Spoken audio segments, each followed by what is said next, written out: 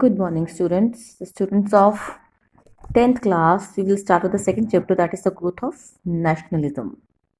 पहले हमने revolt पढ़ा था. Now we will study the nationalism. What is nationalism? Nationalism was one of the strongest political forces in the history of the world in the 19th and 20th century. Nationalism था एक political force, आप समझ लो 19th और 20th century में ये पूरा prominent level पे गया आपका. It has often been a motivating force behind a country struggle for the independence from the foreign rule. Nationalism मतलब to fight for the nation.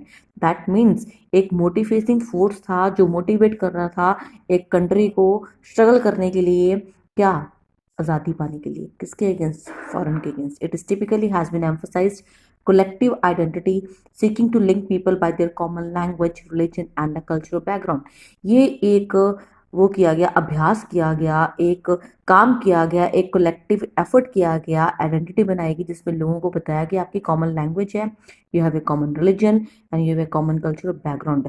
आप सब एक हो, अलग नहीं हो, आप सबकी एक ही आइडेंटिटी है, दैट यू आर इंडियन.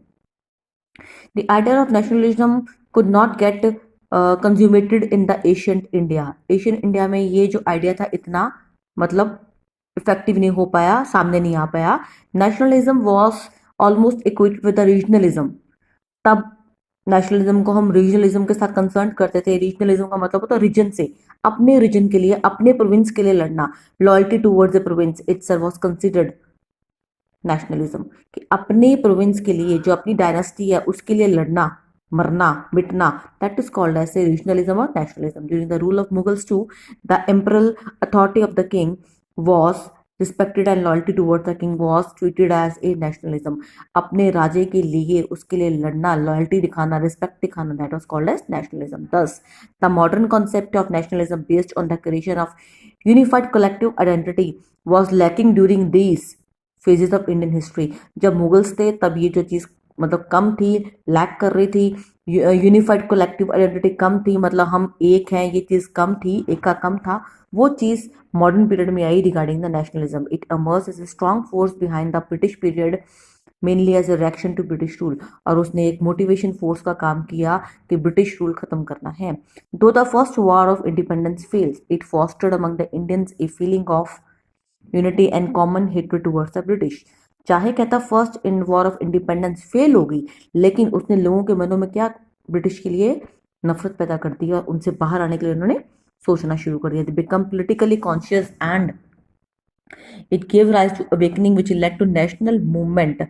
उसने क्या किया, उसने पॉलिटिकल कॉन्शियसनेस क्रिएट की और लोगों को जगाया, अवेकन किया कि नेशनल मूवमेंट के लिए हमने निकलना है, अपने नेशन को बचाना है ब्रिटिशर्स के हाथ से. The rise of national consciousness is in the 19th century was essentially the result of economic, political and social changes brought by the British rule. और जो ये नेशनल कॉन्शियसनेस थी, आपकी राष्ट्र के लिए जो जागरूकता थी, इसने आपका इकोनॉमिकली, सोशली, पॉलिटिकली ब्रिटिशर के हाथ से कैसे बाहर आना है उसके लिए आपको प्रोवोक किया. It has led to operation of all the classes of people, giving rise to widespread dissatisfaction among the Indian masses. जो लोगों में, इंडियंस में डिससेटिस्फेक्शन थी, ठीक है, अपने राइट्स को लेके, उसने ये ऑपरेशन किया, मतलब एक रोष पैदा किया ब्रिटिशर के अगेंस्ट और नेशनलिज्म शुरू हुआ. Growth of nationalism in India and its causes. Several factors contribute towards the rise and growth of nationalism in India during the second half of 19th century. Some of them हम discussed here forth. कुछ हमने पहले पढ़े